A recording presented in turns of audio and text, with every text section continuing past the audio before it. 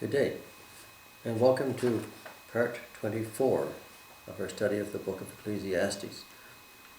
We're going to do the first 10 verses of chapter 9, and in these verses, Solomon tackles a subject which most of us tend to ignore or like to forget about, and that is the subject of death. People over the years have done many things to sort of comfort themselves in the thought of dying, and many cultures in the past have buried all sorts of treasures and goods with a loved one as that loved one was put to rest. But this is an idea that they have, that this can be carried, the present life can be carried on into a next life. Because almost every culture on earth has the belief that there is a next life in some way, in some form, at some time. So Solomon has been studying this, and he's been studying the idea of wisdom throughout the previous few chapters. And now he comes to bring all this to bear, for he's considered all the things that wisdom can do and can explain and can show us. And now he says in first part of chapter 9, for I considered all of this, all of what he's studied, all of what he's done in my heart, all of this in my heart, so that I could declare it all to a person, so he could state it all in this subject, in this chapter. I could declare it all, that the righteous and the wise and their works are in the hand of God. Now Solomon has been trying to determine the true meaning of life, and he has seen what has happened on earth. He has seen what's happened to the good, to the wicked, to the pure in heart and the less pure in heart, to those who try to do good for others and those who don't. So he has said that there must be some way in which the righteous and the wise and the works of these people are held in the hand of God. Because, as he said in the next verse, people know neither love nor hatred by anything they see before them. Both the wicked and the wise, both the good and the bad, everyone is treated essentially the same way by other people on earth. Good happens to the bad as well as it does to the good. Bad things happen to the good as they do also to the bad. There's no real delineation of what really happens. So he says that they must be held in the hand of God for some future time, because there's no way they can tell it at the present time. There's no distinction between what happens to the good and the bad. And it says in the Bible that rain falls upon the wicked as well as the righteous. The sun falls on the wicked as well as the righteous. Everything happens in some measure equally to everyone on earth. So he puts it this way, that because of this, people know neither love nor hatred in the hand by anything they are before them, by anything that they see before them. All things come alike to all people. But then he says there's a reality that has to be accepted. There's a reality in the end to everyone. A reality we must accept. Whether we like to or not, we are all going to die. And therefore he puts it this way. One event happens to the righteous and the wicked, to the good, the clean, and the unclean, to him who sacrifices and him who does not sacrifice. As is the good, so is the sinner, he who takes an oath, and he who fears an oath. Everyone ends up being equal, because in the end we must all perish. This is the reality of death for all of us.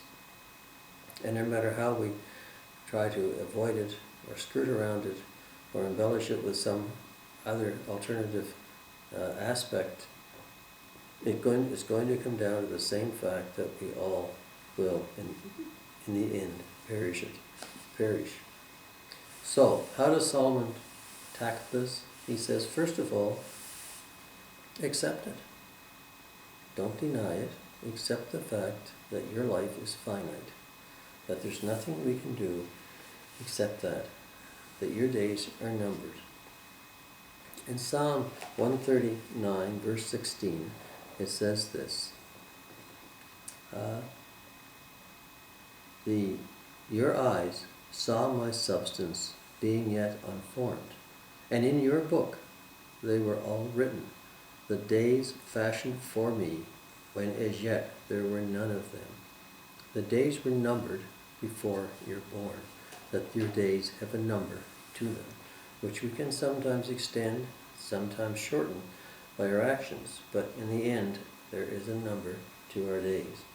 And Solomon puts it this way: this is an evil in all that is done under the sun, that one thing happens to us all.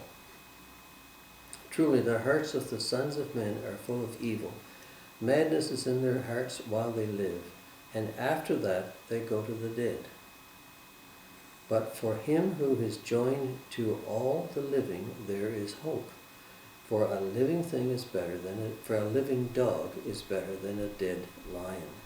Now in the Jewish culture, dogs were really hated. Dogs were frowned upon. People did not like dogs. But the lion was supposed to be the king of everything. But he still says that a living dog is better than a dead lion. And what he's referring to here is the fact that when we're living, there's an evil. We tend to be anything but righteous when we're alive. And for those people who have no belief in God, especially, who have no belief that there is something after this, then everything they do is to stay alive.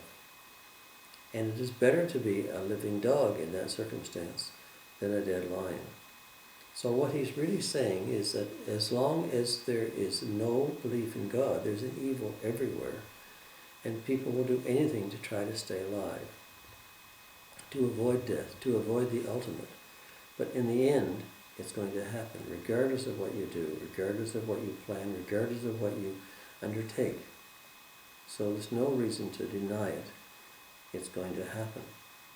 So the first thing Solomon really states is, one, is death is reality, and two, don't really deny it. And the third thing he puts into is, how then do you face it? You can't deny it. You also shouldn't ignore it. Because if just by denying it and not thinking about it does you no real good. We should all, in a sense, plan for our own demise.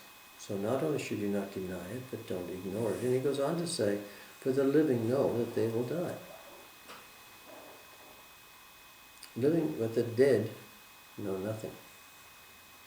But they have no more reward, for the memory of them is forgotten. Also their love, their hatred, and their envy have now perished. Nevermore will they have a share in anything done under the sun. So what he's saying is, we can't deny it, we can't ignore it, because this is what's going to happen.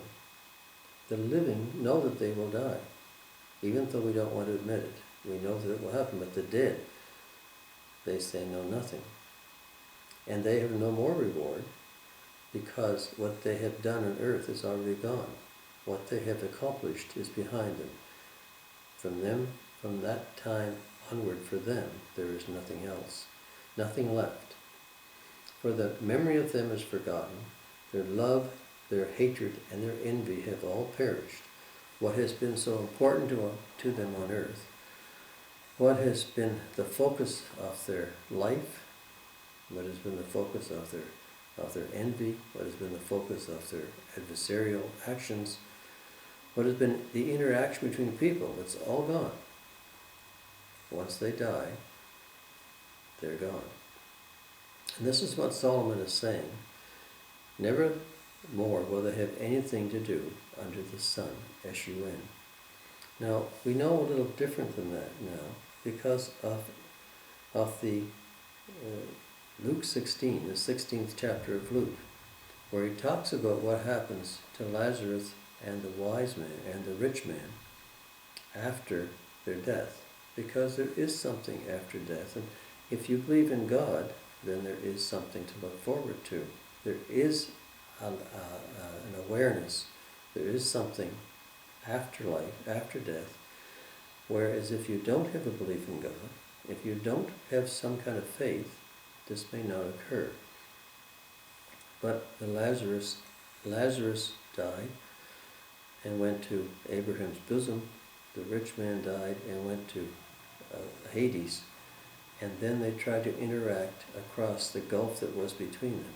And the story is there in the 16th chapter of Luke, showing that there is something which happens. The dead are not completely without feeling, not completely without some kind of sensibility. So in Solomon's time, however, this was not known. So he felt that when they were dead, they know nothing. They've had the reward. They've run their life. They've run their course. Afterwards, there is nothing. And he said, you can't deny this. You can't dismiss it. This is the way it's going to be. So how do you face death? How do you face death? How do you face the impending of your own demise? He says, one, he says that you have to have a date, you have to have a time when you accept this and live now according to the belief that you will die eventually, and therefore enjoy what is here at the present time.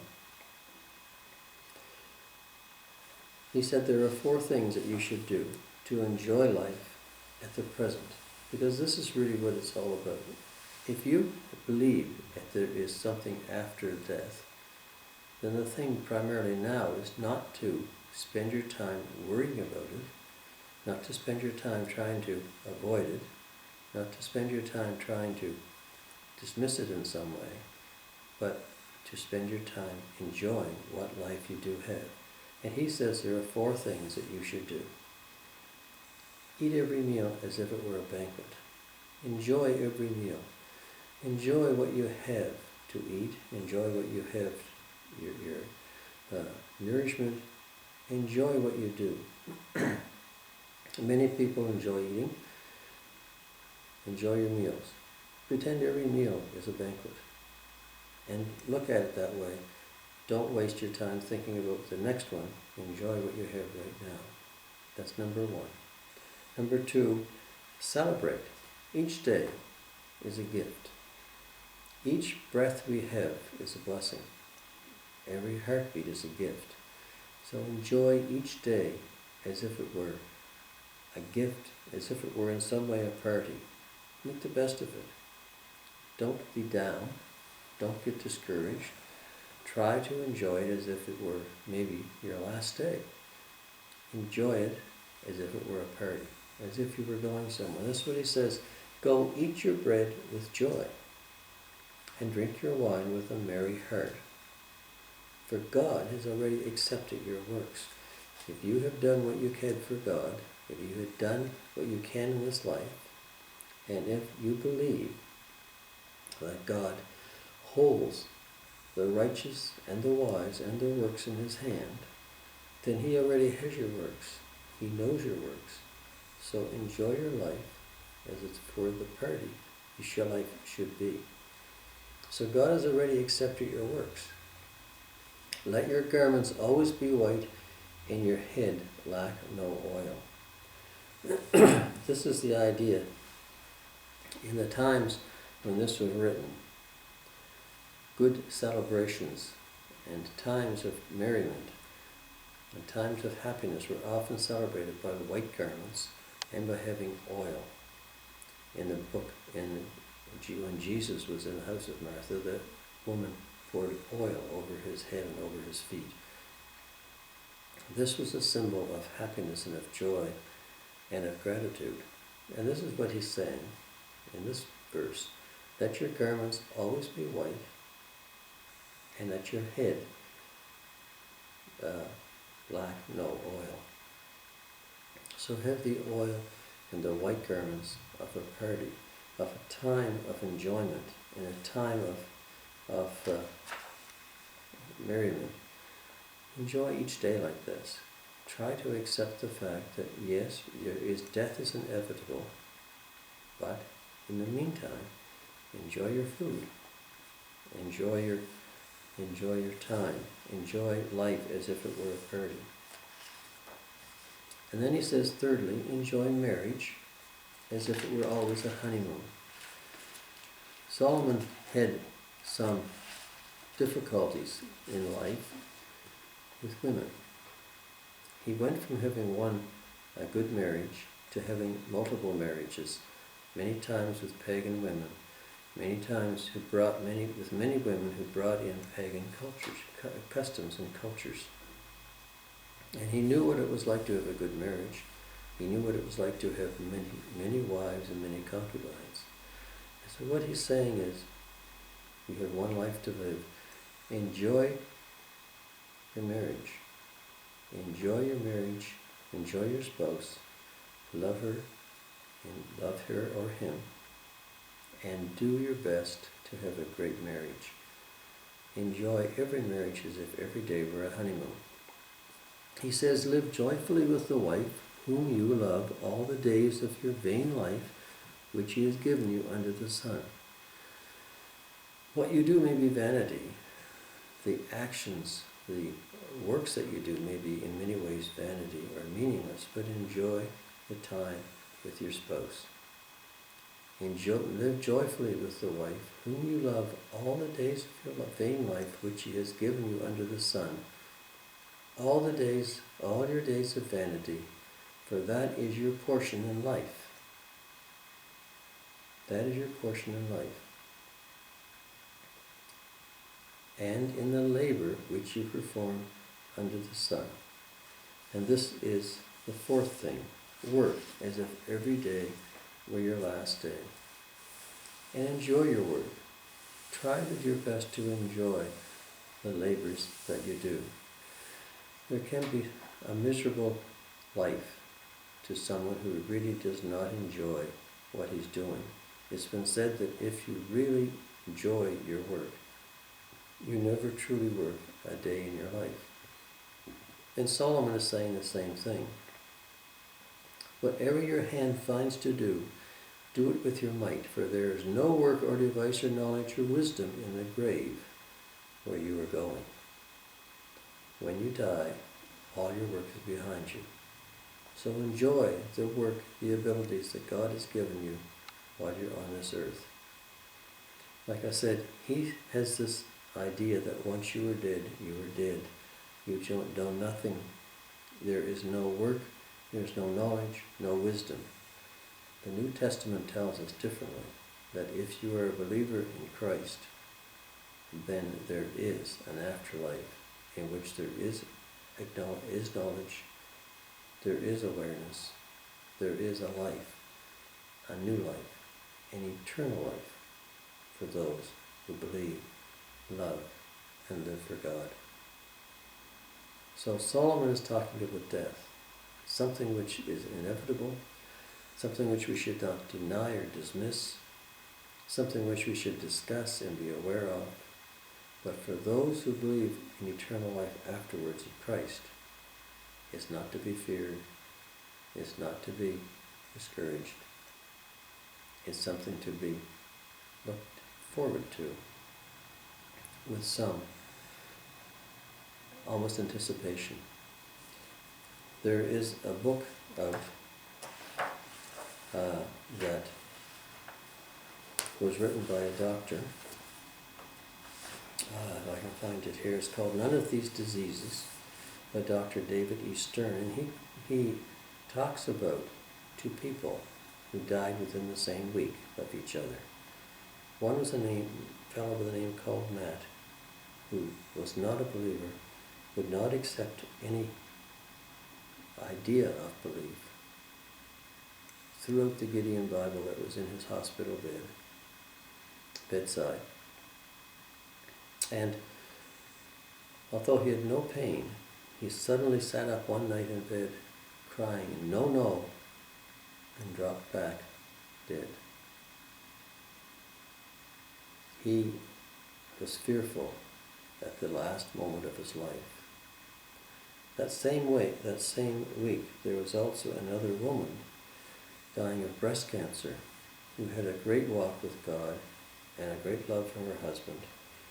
And when she was dying, she talked about her love for her husband and for her children, and that she would probably see him soon. And she died very peacefully, with no sign of any distress or anguish. This actually affected the doctor to the point that he wrote the book, None of These Diseases. One of a man who had no belief, who died in anguish. Another of a woman who died peacefully and almost with a smile on her face. This is the idea of the acceptance of death for those who have the faith versus those who may not. So death is something we can't avoid. We have to accept it. We can't dismiss it. We have to understand that it's coming. So in the meantime, if you know what you've done is accepted by God, enjoy your food. Live every life, every day to the fullest. Every day can be a party. And work as if it's your last day on earth. And that's the lesson for today. We'll finish chapter 9 next week. But right for now, that's it. Bye for now, and hope to see you next time.